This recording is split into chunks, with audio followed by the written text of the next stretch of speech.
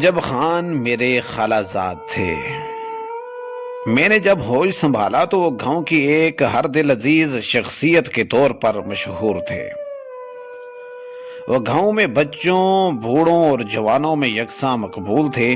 ہر کوئی عجب خان کی مالا جپتا رہتا تھا۔ بچوں کے ساتھ خصوصی لگاؤ کی وجہ سے وہ ان سے حد درجہ بے تکلف بھی تھے۔ گاؤں کے بے شمار لوگوں کی طرح وہ پاک فوج میں خدمات سر انجام دے رہے تھے۔ چھٹی کے دوران جب وہ گاؤں میں ہوتے تو فوجی زندگی کے قصے مزے لے لے کر سناتے اور سب کو محظوظ کرتے رہتے۔ چھٹی کے اختتام پر جب وہ سب کو مل کر واپس جاتے تو گاؤں کی فضا پر زرد خزاں جیسی پژمردگی چھا جاتی۔ وہ بہار کے جھونکے کی طرح آتے اور خوشیاں بکھیرتے لوٹ جاتے۔ واپس جا کر گاؤں کے قریب ہر شخص کو خط لکھنا ان کے معمول میں شامل تھا۔ وہ ہر چھوٹے بڑے کو نام بنام اور فردن سلام لکھتے تھے۔ عجب خان کو اپنے بھائی رضوان سے خصوصی پیار اور لگاؤ تھا۔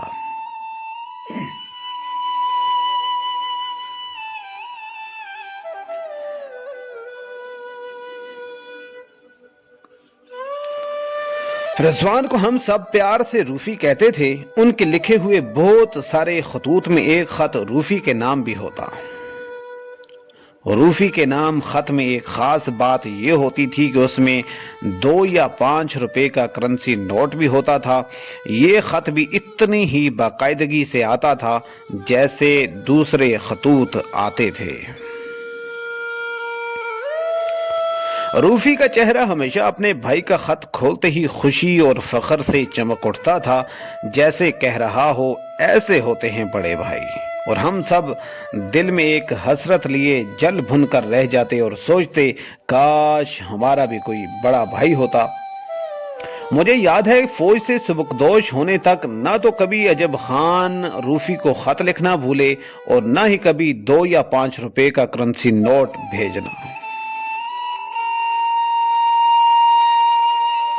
ان دنوں کئی بار ماں نے مجھے کہا تم بھی اپنے چھوٹے بھائی سے ایسے ہی پیار کرنا جیسے عجب خان روفی سے کرتا ہے۔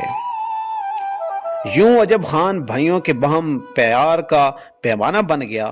عجب خان کو اپنی ماں سے بہت پیار تھا۔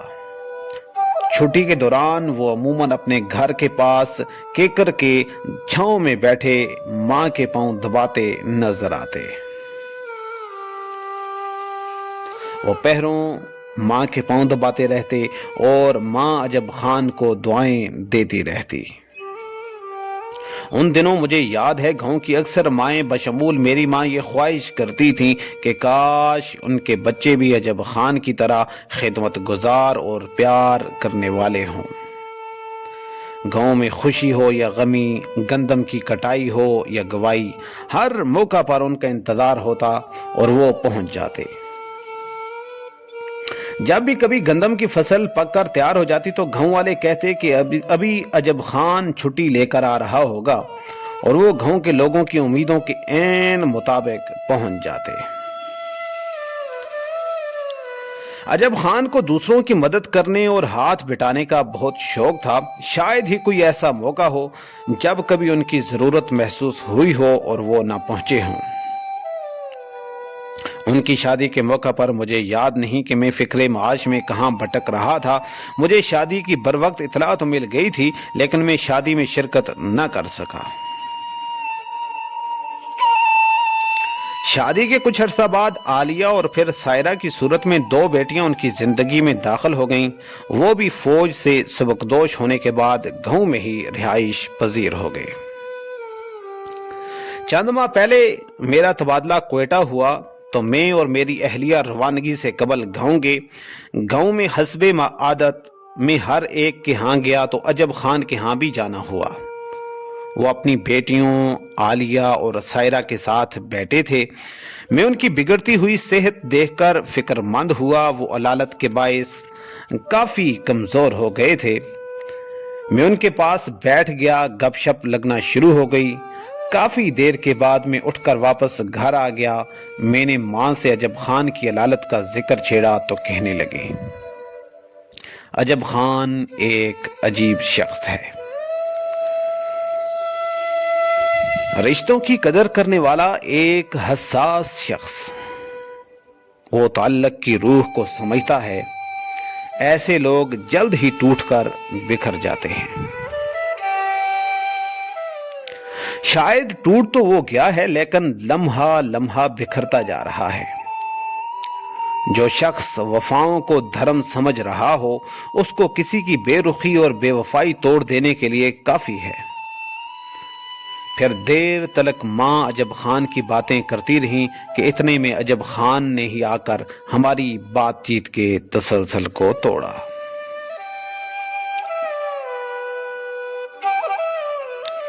رات کا کھانا آپ نے میرے گھر کھانا ہے، خالہ آپ نے بھی، عجب خان نے مجھے کہا، اور پھر ماں کو مخاطب کر کے تاکید کے انداز میں کہا۔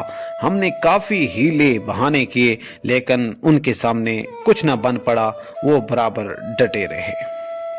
دیکھو یار، تمہارا تبادلہ کوئٹہ ہو گیا ہے، زندگی میں مل بیٹھنا نصیب سے ہوتا ہے، پتہ نہیں پھر جب تم گاؤں آؤ تو کون ہو اور کون نہ ہو۔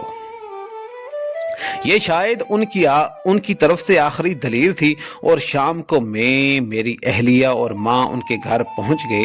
عجب خان کا پیار میرے لیے اور میری اہلیہ کے لیے برابری کی طرح کا تھا، کیونکہ ہم تینوں خالہ زاد بھی تھے۔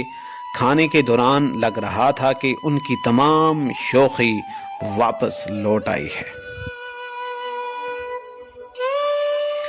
یہ لو، وہ لو، یہ کھا لو، وہ کھاؤ، ایک دن کھانے سے موٹے نہیں ہو جاؤ گے۔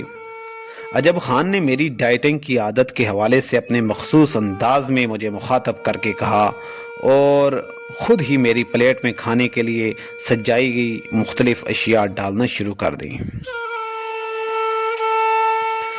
کھانے کے بعد بہت دیر تک گپ شپ ہوتی رہی، فوجی زندگی کے قصے، کہانیاں، گاؤں میں گزرے اچھے دنوں کی باتیں موضوع گفتگو رہیں۔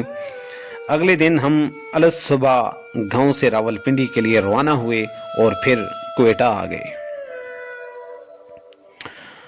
اور کل شام اچانک ہمیں اطلاع ملی کہ عجب خان اس دنیا میں نہیں رہے۔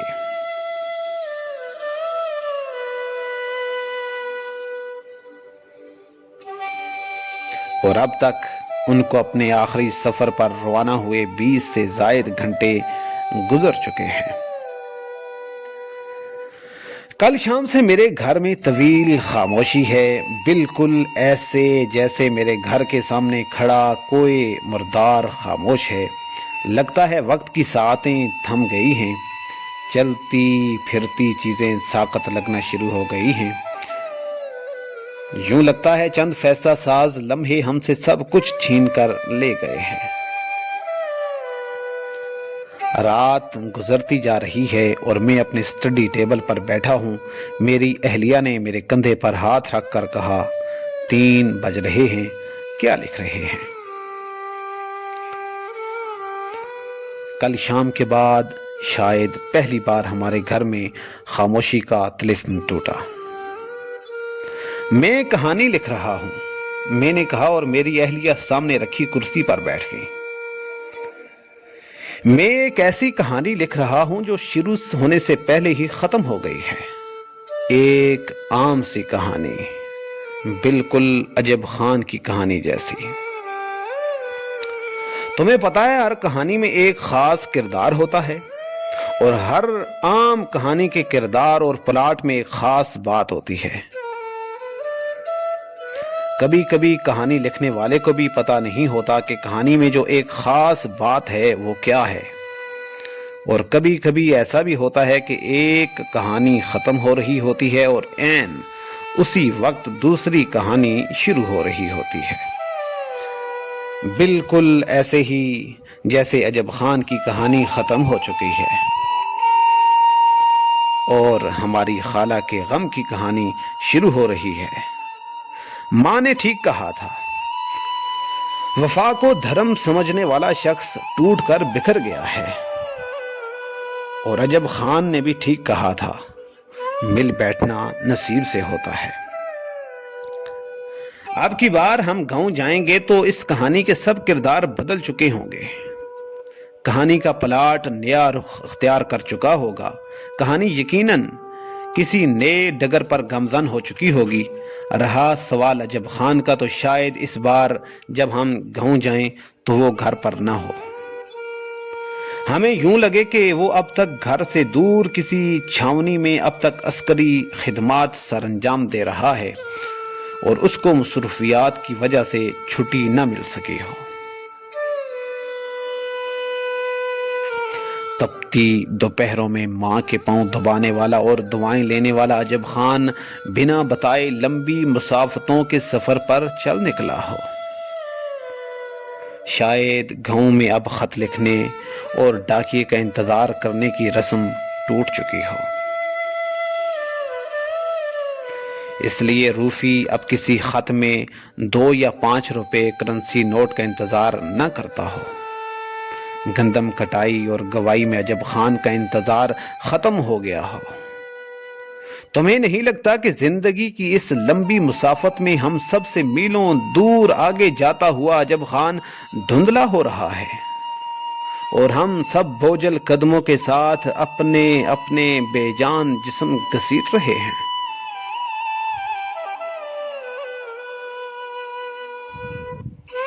میری اہلیہ نے میرا ہاتھ پکڑا اور مجھے باہر صحن میں لے گئی۔ باہر چاند کی روشنی پھیلی ہوئی تھی اور سامنے کوئی مردار خاموش کھڑا تھا، بالکل خاموش، میری عام کہانی کے ایک خاص کردار کی طرح، بالکل عجب خان کی طرح۔